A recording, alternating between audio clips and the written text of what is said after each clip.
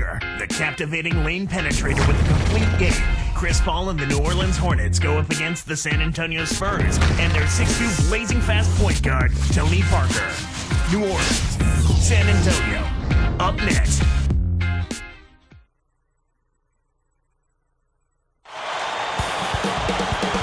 We're coming at you from the AT&T Center in beautiful San Antonio as the Spurs prepare to take the court. First game of this trip here for the Hornets. They're hoping to start it off with the W. A big win for them coming off a strong game on Friday. And they took them out back to the woodshed, Clark. They really delivered a beatdown. You look at where they really impacted the flow in this one, and it was in getting a hold of the loose balls and taking advantage of the lack of ball control at the other end of the court. And the starting lineup for the Hornets. Weston Okafor, the big body, is down low. Chris Paul and Marcus Thornton are in the backcourt. And Ariza. And for the Spurs, Parker and Manu are the backcourt. Duncan out there with McDyess and Jefferson. Here's Okafor. And let's go to Doris Burke. Doris, what do you have for us? Kevin, there's no doubting that George Hill is making terrific progress as a young player in the NBA. After most home games, he goes straight from the court to the weight room. He said, I want to be great. I don't just want to be good, I want to get better each year. And I think that goes with watching Tim Duncan, Manu Ginobili, and Tony Parker and how successful they've been. These guys are in the gym all the time, and that goes through everybody on our whole team. Consummate professionals here in San Antonio, gentlemen. Yeah, championship mentality, Doris. Good point. Thanks. And it's the Spurs with the ball after David West's bucket. Tony Parker selected with the 28th pick overall in the 2001 draft, and he was just the third French-born player to ever play in the NBA, and he quickly became the Spurs' starting point guard, Clark. And a cornerstone of their success, Kevin. I mean, a three-time All-Star, of course, the 3 championships, 2007 NBA Finals MVP.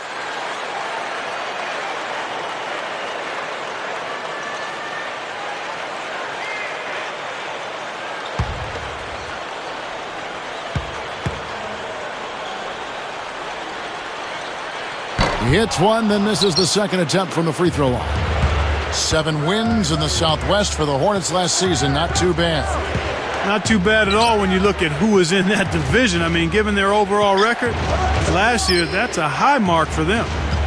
West with the ball. He's covered by McDyess. Got the bucket and the foul. Antonio McDyess. First personal foul, the team's first. At the line for the Hornets, David West. Shooting one.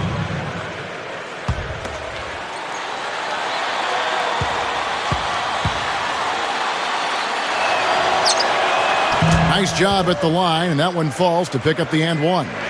Yeah, going back to the Hornets, although they slid overall, they stayed fairly close from 2009 to 2010 in their divisional record. Yeah, Kevin, and that's really how you keep things from getting out of hand.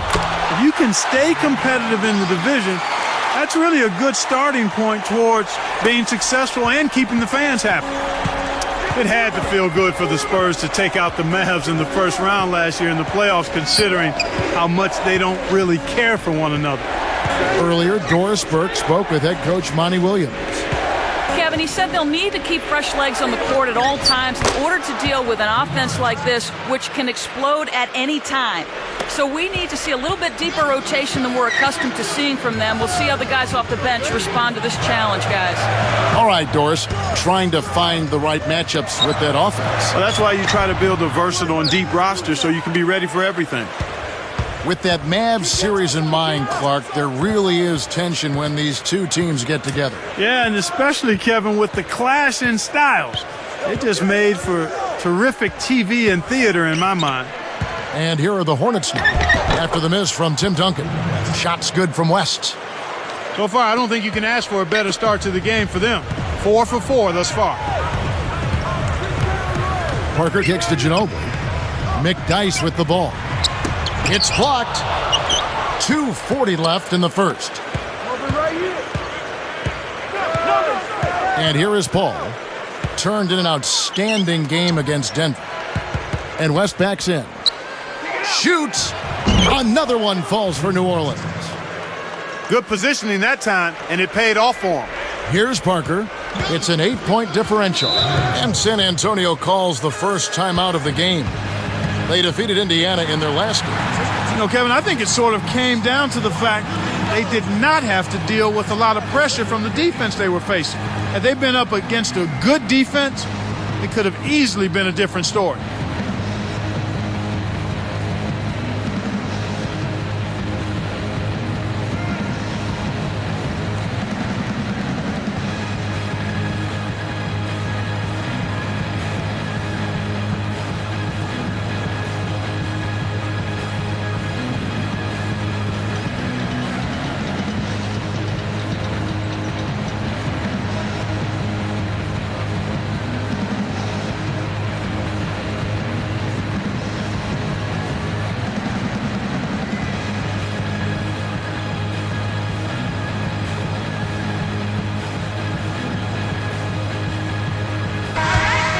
Here are the top distributors from last season. These guys always seem to find the open man.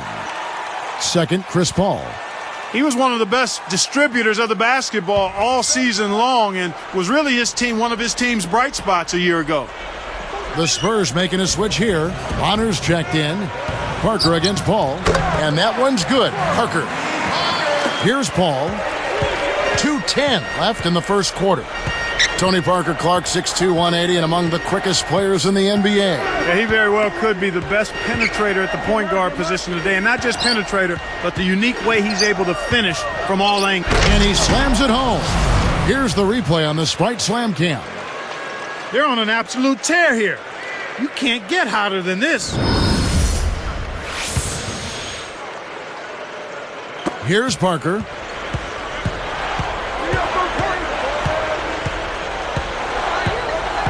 He dumps it off. Ginobili. Here's Duncan. Buries the short-range shot. Duncan's got his second bucket of the night. You can't allow him to establish deep position like that. Once he gets it in that close, he's almost unstoppable. Hornets were a 500 team against the West a season ago. Yeah, and that was a pretty good indication of their slide out of the Western Conference playoffs. The year before, when they were the 7th seed, they won 30 games in the conference. So going back to the Hornets' decline in the West last year, Clark, what do you think triggered it? Was it the West catching up, or was it the injuries? I mean, what can you put your finger on? I think it was more of the injuries, Kevin, particularly the injury to Chris Paul. But they also needed some more help in a number of spots with their personnel, and that's why it didn't happen for them. That one is off.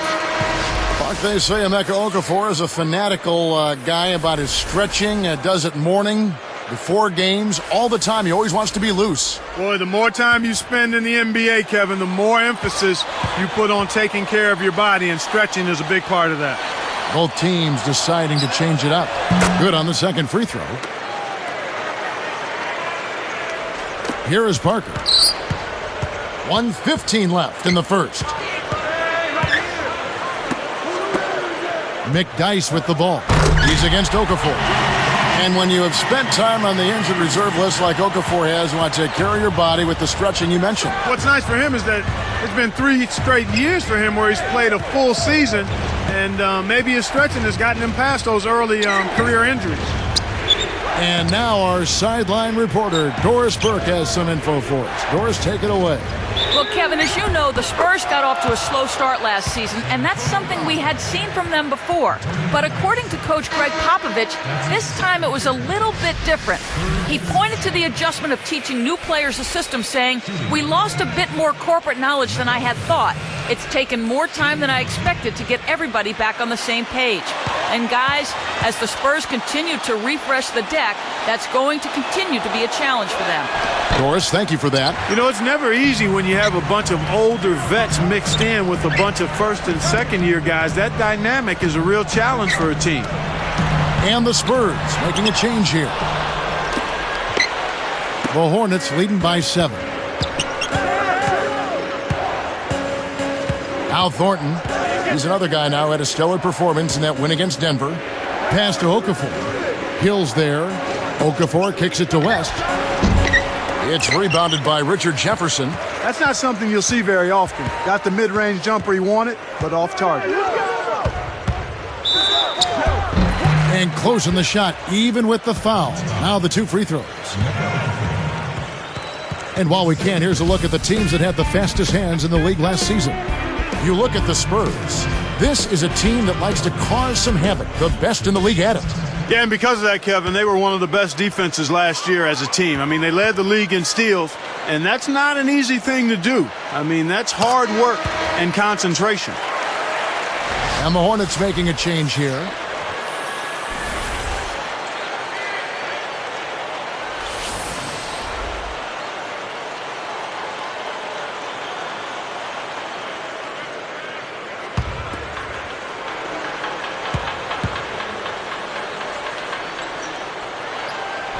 And good on the second, so he makes them both. Here's Paul. No points for him. Arcs it high. First quarter over, and big numbers up on the board. Hornets lead by 5. They haven't been shy at all. They're going right to the bucket and playing aggressive, hard-nosed basketball. Smash-mouth basketball. So far, their physicality has been the deciding factor. And we'll be back in just a moment.